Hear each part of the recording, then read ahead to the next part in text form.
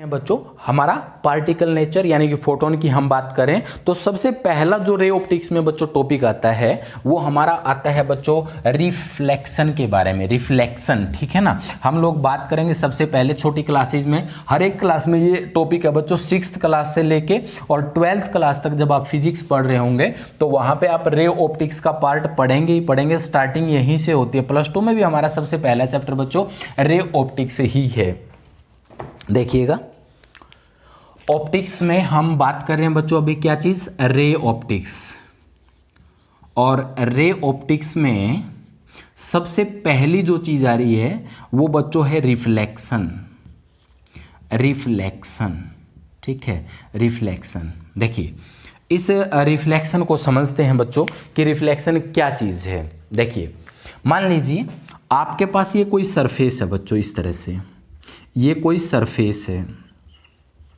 Surface कैसा भी surface है तो मैं क्या कर लेता हूं, इस पे ना इस साइड से मैं ओपेक मटेरियल की पॉलिश कर देता हूं बच्चों। यहां से ये मैंने पॉलिश कर दिया है इसको इस साइड से, ठीक है। ये जो पॉलिश किया है ये ओपेक मटेरियल है, ओपेक मटेरियल है, ठीक है ना। यानी कि अपारदर्शी, अपारदर्शी मतलब जिसके अंदर से लाइट गुजर के नहीं जा सकती है, ओपेक मटेरियल है हमारे पास।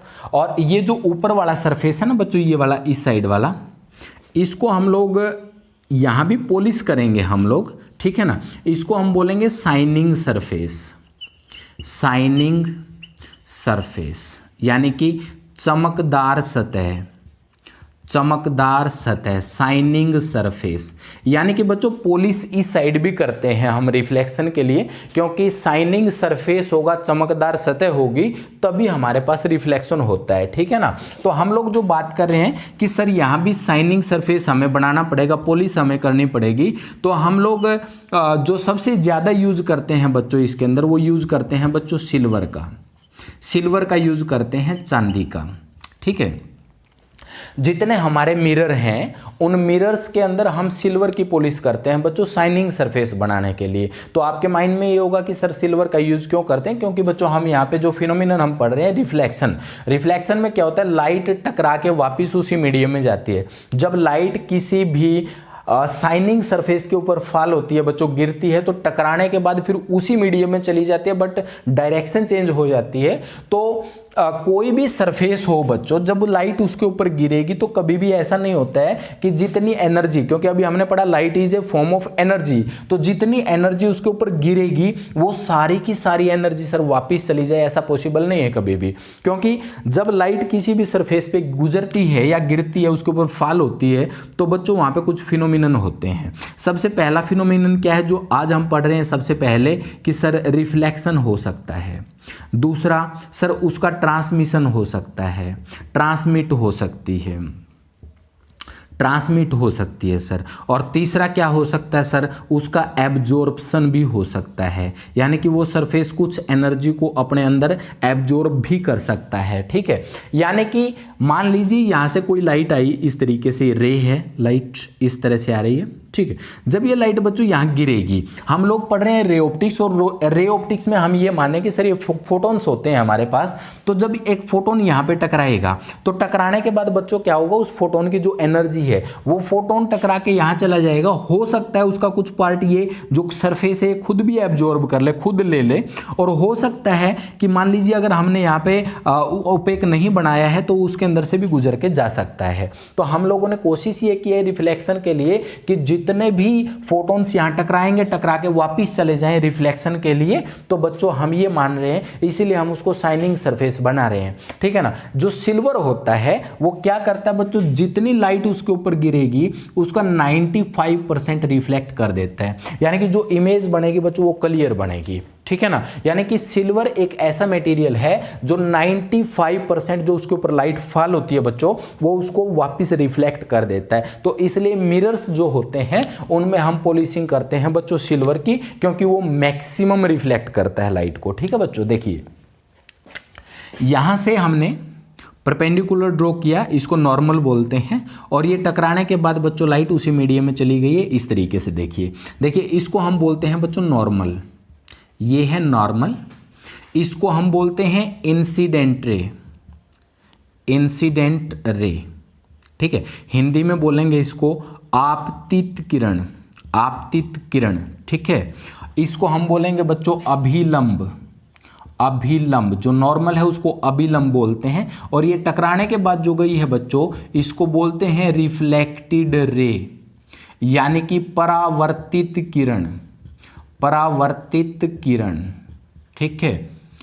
देखिए बच्चे, यहाँ पे ये जो इंसिडेंट रे आई है, देखिए ये इंसिडेंट आपतित जो है यहाँ पे एक एंगल बना रही है बच्चों हमारा नॉर्मल के साथ, इसको हम बोलते हैं आई, यानी कि angle of incidence, angle of incidence, ठीक है। यानी कि इसको बोलते हैं बच्चों हिंदी में आपतन कोण, आपतन कोण, ठीक है ना। और यहाँ से टकराने के बाद जो ये बन रहा है बच्चों, इसको आर लिखते हैं रिफ्लेक्टेड एंगल या angle of reflection, reflected angle, जिसको हिंदी में हम बोलते हैं बच्चों परावर्तन कोण। क्या बोलते हैं बच्चों? परावर्तन कोण, ठीक है। देखिए अब मैं आपको समझा दूं कि रिफ्लेक्शन क्या है, परावर्तन होता क्या है एक्चुअल में। बच्चों हमारे पास ये कोई मीडियम है, ये कोई माध्यम है, यहां से लाइट आई, आपके पास यहाँ पे कोई सोर्स है, मान लीजिए, देखिए यहाँ पे कोई सोर्स है, यहाँ पे कोई स्रोत है आपका लाइट का यहाँ पे, ठीक है। यहाँ से ये लाइट आ रही है, ये इस तरह से प्रकाश यहाँ से आया एक सीधी रेखा में, क्योंकि रे ऑप्टिक्स पढ़ रहे हैं तो सीधी रेखा में आएगा।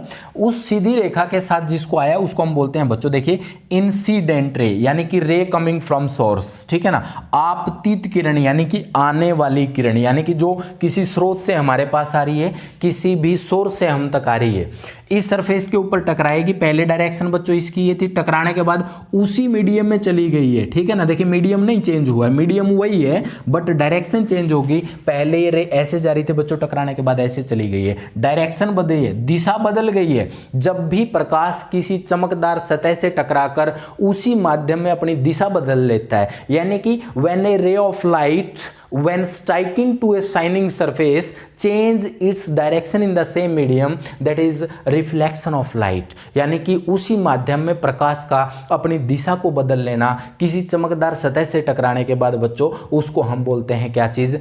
परावर्तन, परावर्तित होकर उसी माध्यम में आएगा बच्चे, ठीक है ना। तो इसको हम बोलते हैं परावर्तित किरण, यानी कि रिफ्लेक्टेड रे जो टकरा के आई है।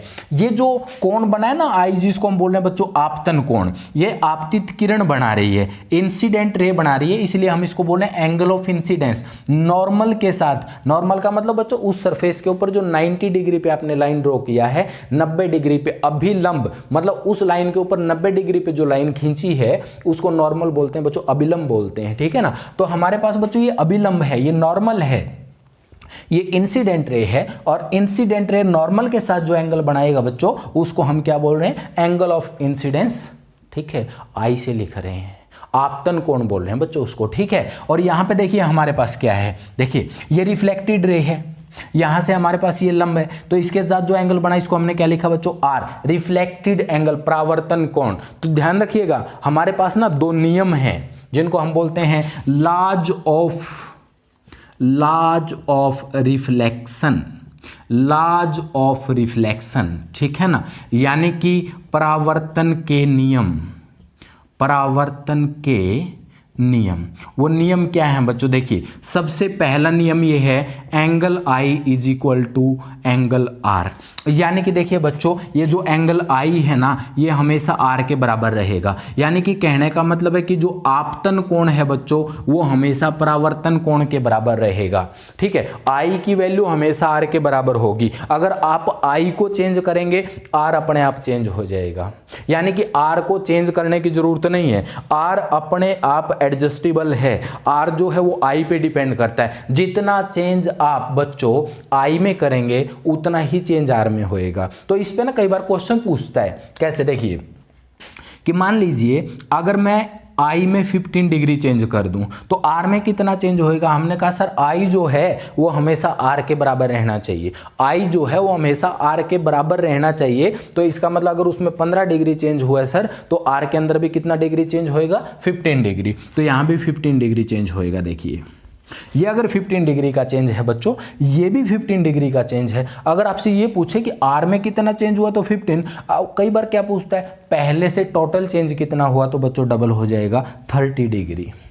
ये आपने ध्यान रखना कि क्वेश्चन पूछा क्या गया है, ऐसा नहीं है कि सीधा पूछ लेता, कई बार दो बार कंफ्यूज करके पूछ सकता है कि अगर आई में मैं 15 डिग्री चेंज कर रहा हूं तो आर में कितना चेंज आएगा, तो 15 ही आएगा। अगर पूछ ले आर में आई के अकॉर्डिंग कितना चेंज आएगा, तो टोटल 30 डिग्री आएगा बच्चों, 15 वहां से 15 वहां से। तो ये पहला लॉ है बच्चों हमारे पास लॉज ऑफ रिफ्लेक्शन में, परावर्तन के नियम में, कि जो आपतन कोण है वो परावर्तन कोण के बराबर होता है। और दूसरा लॉ क्या है बच्चे, देखिए ये हमारे पास कौन सी रे थी, इंसिडेंट रे, ये थी रिफ्लेक्टेड रे, ये नॉर्मल है। ये तीनों एक ही पॉइंट पे एक ही प्लेन में है, means incident ray, normal and reflected ray always lie at the same point in the same plane. यानी कि जो आपतित किरण है, परावर्तित किरण है, अभिलंब सदैव एक ही बिंदु पर एक ही तल में होते हैं बच्चों। देखिए ये एक ही तल है, एक ही सरफेस है, तीनों चीजें एक ही पॉइंट के ऊपर लाई करें। ये दूसरा लॉ है बच्चों। दो ही नियम है हमारे पास लॉ ऑफ रिफ्लेक्शन के।